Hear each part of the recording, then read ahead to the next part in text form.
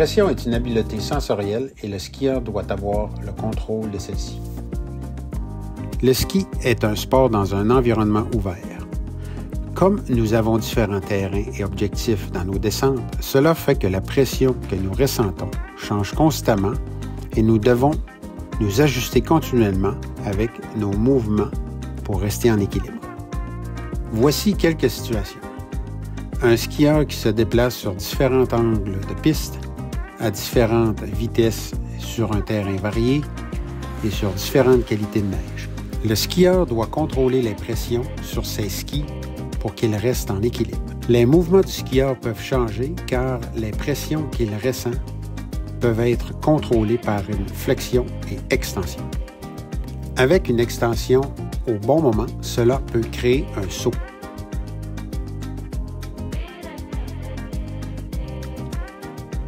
Ces mouvements de contrôle de la pression peuvent être observés dans des actions verticales.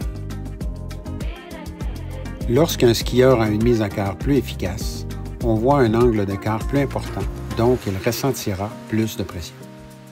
Ces mouvements de contrôle de la pression peuvent être observés sur un plan latéral. Le skieur peut également manipuler cette pression sur toute la longueur de ses skis.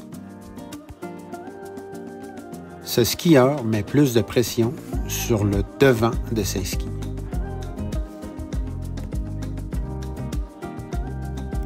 Ces mouvements observés, communément appelés avant-arrière.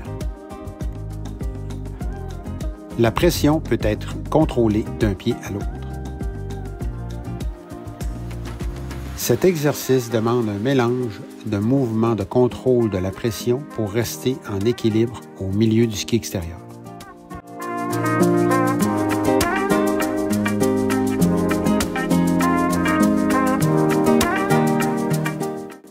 Une combinaison de ces mouvements peut contrôler la grandeur de la courbe, la forme, la vitesse et la performance que nous voulons obtenir. Pour être efficace, un skieur doit mélanger toutes ses habiletés pour contrôler la pression, pour atteindre les objectifs souhaités.